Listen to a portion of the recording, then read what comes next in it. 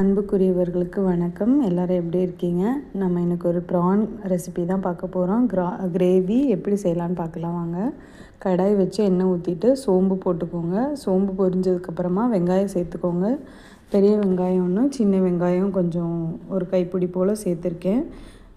கொஞ்சம் கூட வேணும்னாலும் இன்னொரு பெரிய வெங்காயம் சேர்த்துக்கோங்க. அது கூடவே பச்சை மிளகாய் ஒன்று, வரமிளகாய் 2 சேர்த்துருக்கேன். நீங்கள் ஏதாவது ஒரு மிளகாய் சேர்த்தாலும் ஓகே தான். கருவேப்பிலை சேர்த்துட்டு கொஞ்சம் ஒரு ஸ்பூன் அளவுக்கு இஞ்சி பூண்டு பேஸ்ட்டு சேர்த்துக்கோங்க. நல்லா பச்சை வாடை போனதுக்கப்புறமா 2 தக்காளியை சின்ன சின்னதாக கட் பண்ணி சேர்த்துக்கோங்க. அதையும் தக்காளி நல்லா மசியணும். இது கூட உப்பு தேவையான அளவுக்கு போட்டுட்டு மஞ்சத்தூளும் போட்டுக்கோங்க. இது போட்டுட்டு நல்லா வதக்கி விட்டுட்டு தக்காளி நல்லா மசிகிற வரைக்கும் வதக்கி விடுங்க.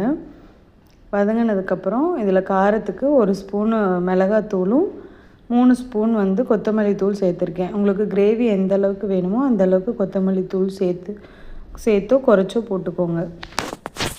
இந்த மசாலா நல்லா கொஞ்சம் வறுத்து விட்டுட்டு அந்த பச்சை வாடை போக வரைக்கும் கொஞ்சம் தண்ணி ஊற்றி நல்லா கொதி விட்டுருங்க. கொதி விட்டு ஓரளவுக்கு எண்ணெய் பிரிஞ்சு வரப்போ நம்ம ப்ரான் சேர்த்துக்கலாம். ப்ரானை மேலே அந்த குடல்லாம் க்ளீன் பண்ணி எடுக்கணும். அதெல்லாம் க்ளீன் பண்ணி எடுத்துகிட்டு உப்பு மஞ்சத்தூள் போட்டு 2-3 வாட்டி நல்லா வாஷ் பண்ணி எடுத்து வச்சுருக்கேன். இது ஒரு 1/2 கிலோ கிட்ட இருக்கும். 1/2 கிலோ கொஞ்சம் கூடவே இருக்கும். அவ்வளோ ப்ரானுக்கு நான் இந்த கிரேவி செஞ்சுருக்கேன். அதை சேர்த்துட்டு நல்லா போட்டுட்டு பரட்டி விட்டுருங்க. பரட்டி விட்டதுக்கப்புறமா ஒரு 5-7 நிமிஷம் குக் பண்ணிங்கன்னா போதும். ரொம்ப நேரம் குக் பண்ணிங்கன்னா ப்ரான் ரப்பர் மாதிரி ஆயிரும். அதனால் கரெக்டாக ஒரு 7 நிமிஷம் வரைக்கும் குக் பண்ணிங்கன்னா போதுமானதாக இருக்கும். அது வெந்து வந்துடும். இன்னும் கொஞ்சம் உங்களுக்கு கெட்டியாக வேணும் அப்படின்னா தண்ணி கம்மியாக பண்ணிவிட்டு நீங்கள் கொஞ்சம் சுக்கா அளவுக்கு வச்சுக்கலாம். நான் இன்றைக்கி இந்தளவு கிரேவியாக தான் வச்சுருக்கேன்.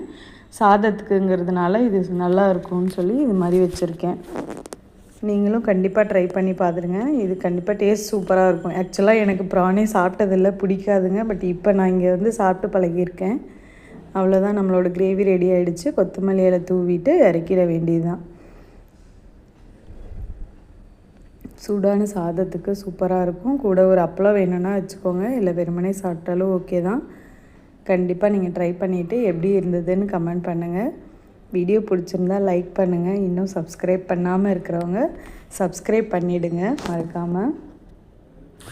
லைக் பண்ணி கமெண்ட் பண்ணிவிட்டு பார்த்தீங்கன்னா எனக்கு கொஞ்சம் ஹாப்பியாக இருக்குங்க. தேங்க்யூ.